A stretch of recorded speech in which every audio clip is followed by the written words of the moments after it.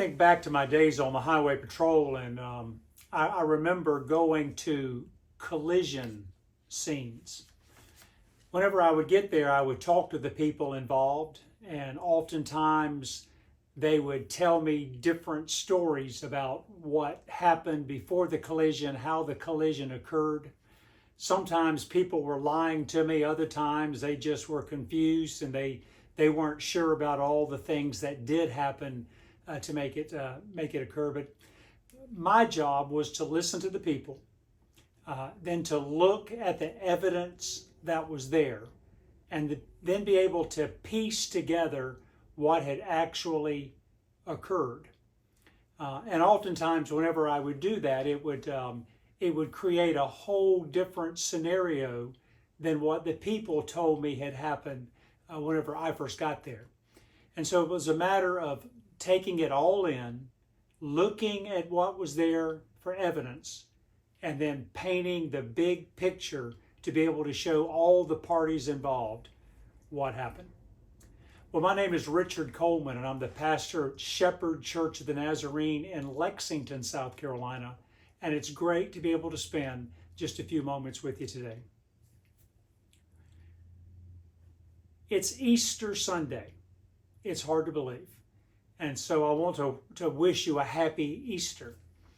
You know, I think back to that first Easter, and I realize that when the disciples and others, the followers of Jesus, when they woke up that morning, they did not wake up in anticipation.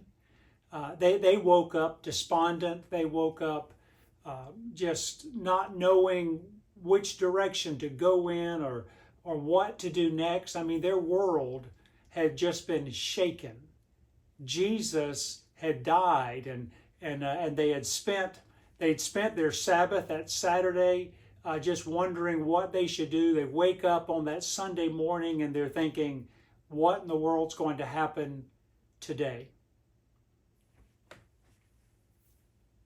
And then, little by little, different ones saw Jesus.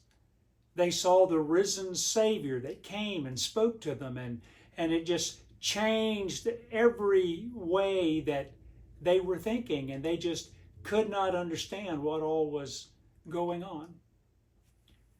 Jesus explained to them. He said, look, he said, I told you in advance that all this was going to happen. You didn't understand, but now here is the proof.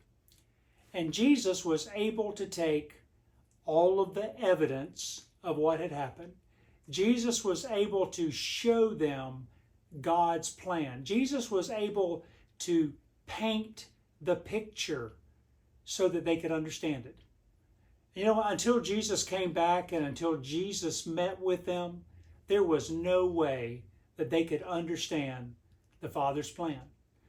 All of these things were happening around them. All these events were occurring, but their viewpoint of those events was so different from the actual reality. You see, what it took Jesus. And today we would say, well, it would take some type of investigator or detective or something to be able to pull all that together, to be able to draw that type of picture so people could see it. But Jesus did it for them when he rose from the dead. He met with them individually and in groups, and he said, look, you can touch me, you can look at the scars and in my hands, all of these things you can look at, and I'll answer your questions to let you know that this is God's master plan. So I can't help but think about our lives as we woke up on this Easter morning and we said, well, what is today going to be like? And for many people, they woke up maybe a little despondent, or they woke up and not really excited about today because their life is in turmoil, and your life may be that way. There may be relationships, or it might be finances, or no telling what it may be, but it's just not that happy Easter morning that you would like for it to be. And I think it's important for us to realize that the same Jesus that came back on that first Easter morning and talked to people and encouraged them and allowed them to be able to see God's big picture, that same Jesus wants to do that for us. So we may not understand it. We may not be able to put all the pieces together, but that's okay. The original disciples couldn't either. We just need to turn it over to Jesus. I've been looking at the prophet Isaiah, where in his prophecies he prophesied about the Messiah coming and all sorts of prophecies that he had. He's got something written in there that I feel like speaks to me today, and I'm hoping that it will to you also, as maybe we're got so many things going on and we're just not sure where life is taking us. Some words of encouragement that Isaiah gives us. Find this in Isaiah chapter 40. He says, "Lift your eyes and look to the heavens. Who created all these?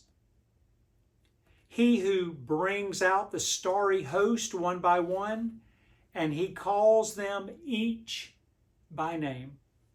Because of his great power and mighty strength, not one of them is missing. Why do you say, O Jacob, and complain, O Israel, my way is hidden from the Lord. My cause is disregarded by my God. Do you not know? Have you not heard? The Lord is the everlasting God, the creator of the ends of the earth. He will not grow tired or weary, and his understanding no one can fathom. He gives strength to the weary and increases the power of the weak. Even youth grow tired and weary, and young men stumble and fall. But those who hope in the Lord will renew their strength. They will soar on wings like eagles. They will run and not grow weary. They will walk and not be faint. That's the promise that God gives us. We may not be able to see the big picture. We may wonder about what's going on, but continue to put your faith and trust in God. He is risen. He is risen indeed.